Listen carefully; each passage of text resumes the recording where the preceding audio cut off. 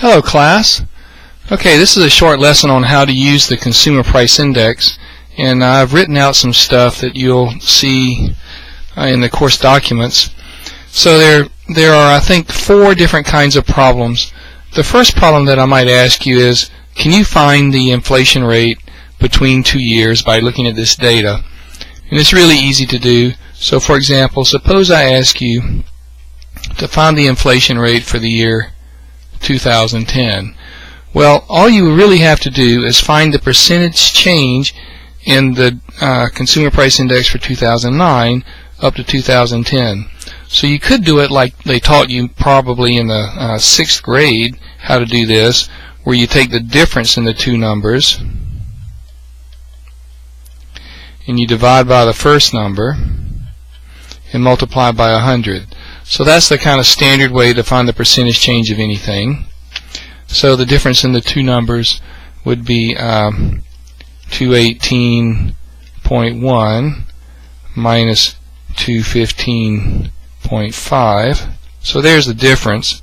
And divide that by the first number, which was 215.5. And there's our percentage change. And you multiply it by 100, multiply it by 100 to get it into percent. So the inflation rate from 2009 up to 2010 was 1.206%. Can you see that? 1.206%. But there's actually another way to do this, which might seem a little harder to you at first, but if you do them for a while, it's actually easier. And that is to use a standard, very simple compounding formula. And the general form of those formulas is that the future value of something is equal to its present value times 1 plus the growth rate raised to the number of years out. Standard compounding formula. So to sort of translate that into the CPI formula useful for the CPI, you would take the Consumer Price Index in the future, or the one farthest out on the timeline, would equal, so we'll call that index number 2, would equal the Consumer Price Index for index number 1, right, which would be farther back in the past on the timeline, times 1 plus the inflation rate raised to the number of years out. So in this particular problem, since we're only trying to find the inflation rate from 2009 to 2010, the way you would do it is the Consumer Price Index the farthest out on the timeline would be 218.1, would equal the other Consumer Price Index, which was 215.5, times 1 plus the inflation rate, which is what we're trying to find, raised to the number of years out. And that's only 1 year out, right? From last year to this year, it's just 1 year. Okay, so to solve that thing, you would just take the 218.1 divided by the 215.5, right? So you would have 1.01206 equals 1 plus the inflation rate. Then subtracting 1 from both sides, you get an inflation rate of 0.01206, or to put it in percent, 1.206%, excuse me, which is exactly what you would have gotten had you done it the way that they taught you probably way back in middle school or somewhere. Now the reason I think this other formula, that is the future value and present value formula, is better is because you can also use that formula to find the inflation rate across a large number of years. So suppose you wanted to find what had been the average inflation rate from 2010, say back to 2005. Right? You wanted to know the average inflation rate across those years.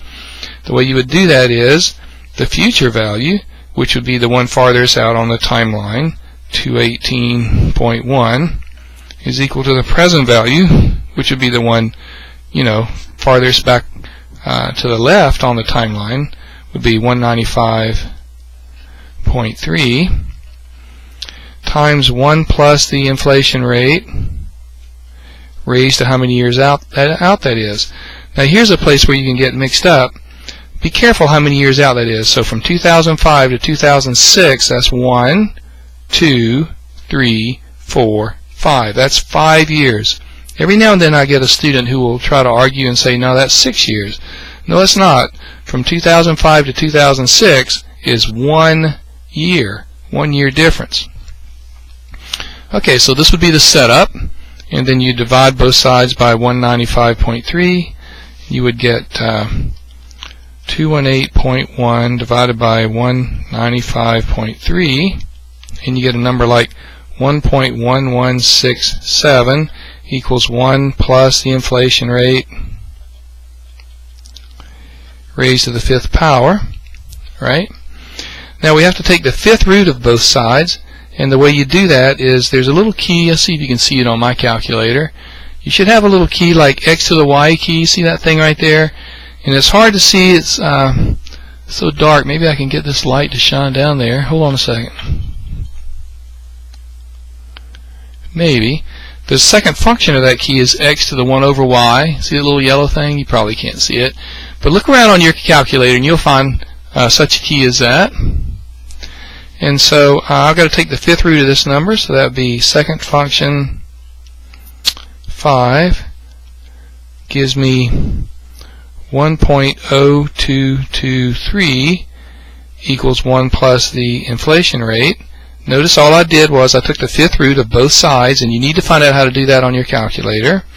Then subtract 1 from both sides. I get the inflation rate across those years was 0.0223, or in percent it would be 2.23%.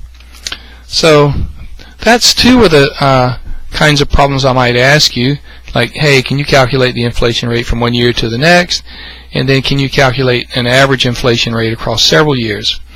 Now some of you might be tempted to just use Excel or something and calculate the inflation rate from one year to the next over and over and over again. You know, create a new column over here called annual inflation rate, and then add all those things up and divide by how many you've got to get an average. And that will get you close to the correct answer, but it won't be exactly right because compounding is going on here.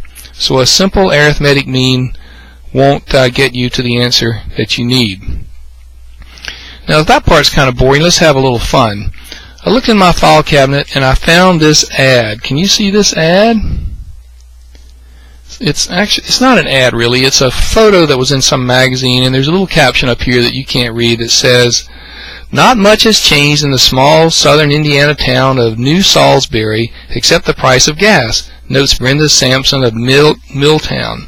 "That's my husband Wayne in his 1960 Chevrolet Impala in front of Fred Barnett Station in 1965.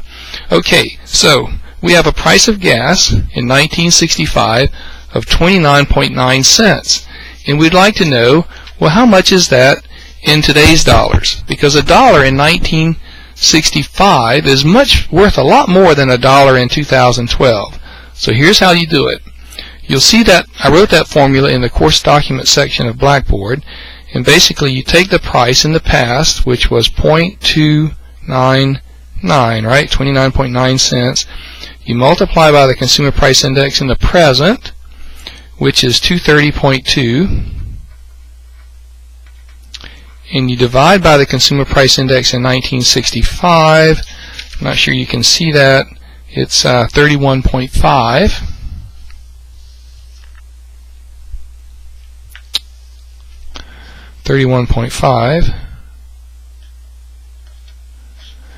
And that will give you the inflation adjusted price. So it's 0.299 times 230.2 divided by 31.5, and that gives me an answer of $2.18, 2.18507. So really $2.19.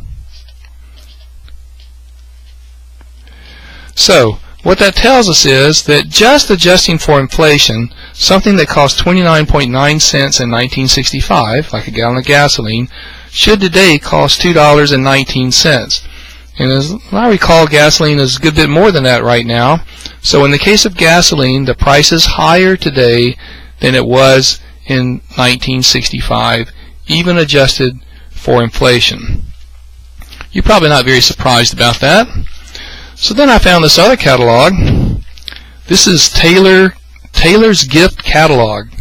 And this particular catalog was published in the spring of 1978. And I looked in here and I found this hot item that I see women around campus still wearing today. And these are these sort of colorful galoshes, or rain boots.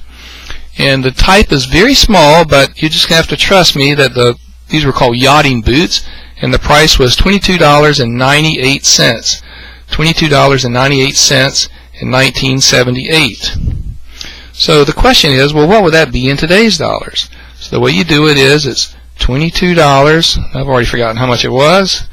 $22.98, and that year was 1978. All right. And I'm going to multiply it by the consumer price index in the present, which is 230.2, and I'm going to divide it by the consumer price index in 1978, which was 65.2. And now let's see what that is.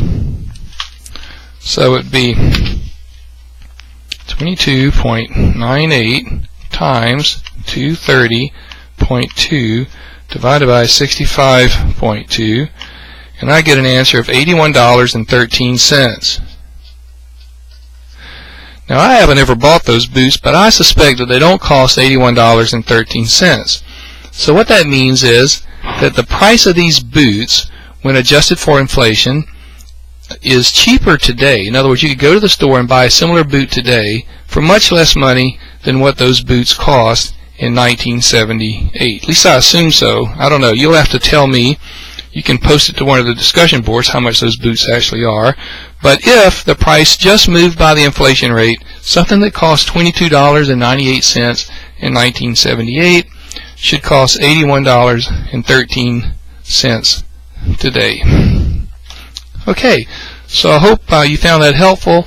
And the reason this is important is because when we look at data, time series data, that is like dollar-denominated data through time, like maybe you have an observation for 1980 and another one for 85 and 90 and 95 and so forth, that you have to adjust for inflation, otherwise you don't have any idea if the thing is becoming more expensive or less.